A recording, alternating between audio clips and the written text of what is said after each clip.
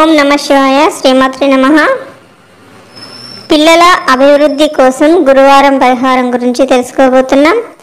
అంతకంటే ముందుగా అయితే మన ఛానల్ని ఎవరైనా మొదటిసారి చూస్తున్నట్లయితే ప్లీజ్ లైక్ చేయండి, షేర్ చేయండి, సబ్స్క్రైబ్ చేసుకోండి. అలాగే పక్కనే ఉన్న బెల్ ఐకాన్ కూడా క్లిక్ చేసి ఆల్ అనే ఆప్షన్ ప్రెస్ చేసి పెట్టుకోండి. ఇక వీడియోలోకి వెళ్దామా మరి. పిల్లల భవిష్యత్తు కోసం గురువారం పరిహారం గురించి.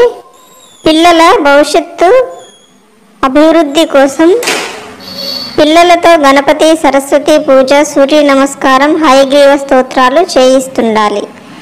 అదే పిల్లల భవిష్యత్తు బాగుండటం కోసం వారు క్రమశిక్షణతో మంచి అలవాట్లు, ఆలోచన, విద్య, బుద్ధి కోసం తల్లిదండ్రులు దక్షిణామూర్తిని ఆరాధించాలి. ముఖ్యంగా గురువారం రోజు శివాలయంలో పసుపు రంగు వస్త్రంపై బియ్యం పిండితో 2 చిన్న ప్రమిదలు పెట్టి నేతి దీపాలు పెట్టి దక్షిణామూర్తి స్తోత్రం చేయాలి.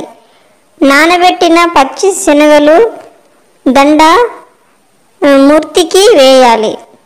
9 ప్రదక్షిణలు చేయాలి. ఇలా 9 గురువారాలు చేయాలి. కాలేజీ సీటు కోసం, వీసా కోసం, ఉద్యోగం కోసం, అలాగే పిల్లలు మొండితనంతో ఇబ్బందులు పడే తల్లిదండ్రులు ఇలా చేస్తే వారిలో మార్పు వస్తుంది. పిల్లల కోసం తల్లి ఈ పూజ చేయవచ్చు. ఎవరి కోసం చేస్తారో వారి షర్ట్ కానీ లేదా వారి దుస్తులు కానీ పైన వేసుకొని చేయవచ్చు.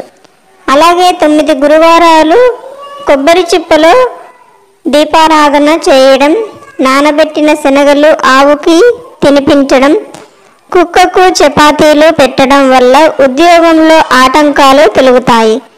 ఉద్యోగం లేని వారికి ఉద్యోగం అవకాశం లభిస్తుంది.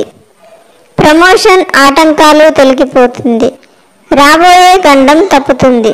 పిల్లల యొక్క మానసిక పరివర్తనలో మార్పు వస్తుంది. ఇది వ్యాపార సమస్యలు కూడా తీరుతుంది. ఇది చేయడం ఖర్చు లేదు, శ్రమ లేదు. నమ్మకంతో, భక్తితో చేయాలి. ఎంతో మందికి గొప్ప ఫలితం ఇచ్చింది. దత్త పారాయణ చేయడం, దత్త ప్రదర్శన, దత్తాత్రేయ స్తోత్రం, పాలు నైవేద్యం పెట్టి చేయడం వల్ల అనేక కుటుంబ సమస్యలు, ఆర్థిక ఇబ్బందులు తొలగిపోతుంది. గురువారానికి లక్ష్మీవారం అని పేరు. గురువు అనుగ్రహం వల్ల ఆరాధన వల్ల లక్ష్మీ కటాక్షం కలుగుతుంది. గురువారం గోపూజ విశేష ఫలితం ఇస్తుంది. శ్రీమాత్రే నమః. ఓం నమ శివాయ.